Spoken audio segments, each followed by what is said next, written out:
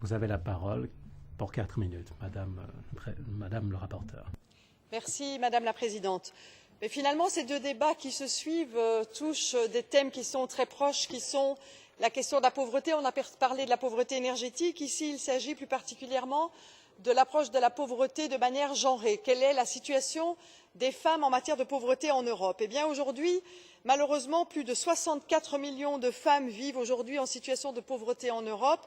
48% d'entre elles, des femmes célibataires, ne sont pas en mesure de faire face à des dépenses inattendues, femmes célibataires qui sont considérées comme des publics plus vulnérables en matière de pauvreté.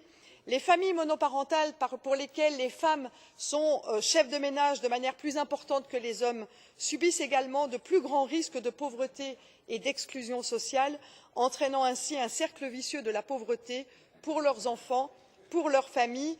Aujourd'hui, 27% des enfants européens vivent au risque de pauvreté. Cela représente 22 millions d'enfants aujourd'hui en situation de pauvreté.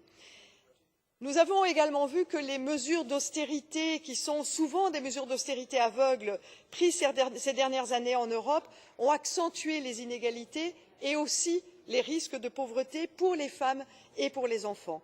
Le fossé salarial persiste aujourd'hui.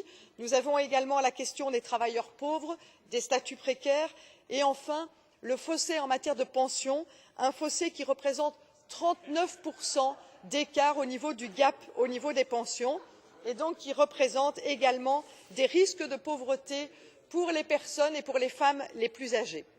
Faut-il rappeler que l'objectif de la stratégie 2020 prévoit la réduction d'au moins 20 millions le nombre de personnes en risque de pauvreté? Nous en sommes loin aujourd'hui. Nous devons rompre le cycle infernal de la pauvreté qui représente 127 millions de personnes aujourd'hui en Europe, 22 millions d'enfants et particulièrement en ce qui concerne les adultes, les femmes sont plus touchées par ce cycle. Alors finalement, nous avons établi un certain nombre de recommandations pour faire en sorte que ce cycle de la pauvreté puisse s'arrêter. La première recommandation qui demande de garantir des services publics de qualité et un accès gratuit à l'éducation, à la santé, à la justice. Il est effectivement démontré que quand les services publics sont de bonne qualité et présentent une première ligne de bonne qualité, eh bien, il y a une meilleure efficacité et une meilleure redistribution des richesses, ce qui constitue un réel filet social de lutte contre la pauvreté. La deuxième recommandation est la lutte contre les discriminations à l'emploi qui sont les sources de pauvreté pour les femmes. Et donc nous demandons qu'il y ait une coordination des congés parentaux, congés de maternité, congé de paternité et congé parental pour lutter contre les situations aussi précaires vécues dans les contrats précaires pour les femmes.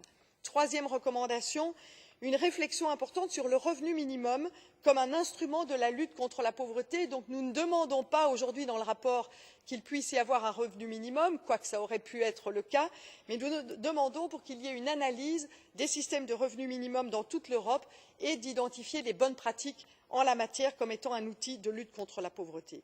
Une quatrième revendication, quand on connaît mal le phénomène, on peut moins bien apporter les solutions et donc nous demandons qu'il y ait un suivi statistique plus fiable de la question de la pauvreté genrée aujourd'hui en Europe.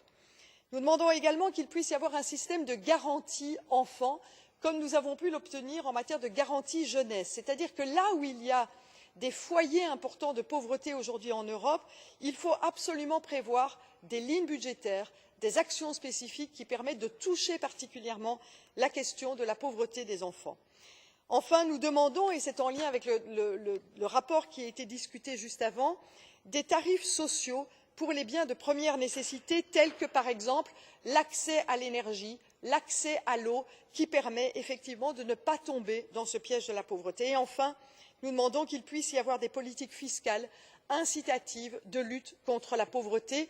Et donc je remercie dans le cadre de l'ensemble de ces recommandations tous les membres qui ont participé à l'élaboration de ce rapport. Ça a été une discussion très constructive et j'espère que demain il pourra être voté à une grande majorité. Ça donnera un signal important à la Commission en matière de travail. Merci. Köszönöm szépen, képviselő asszony. Hát nehéz helyzetben vagyok, mert ugye... Merci. Oui, effectivement.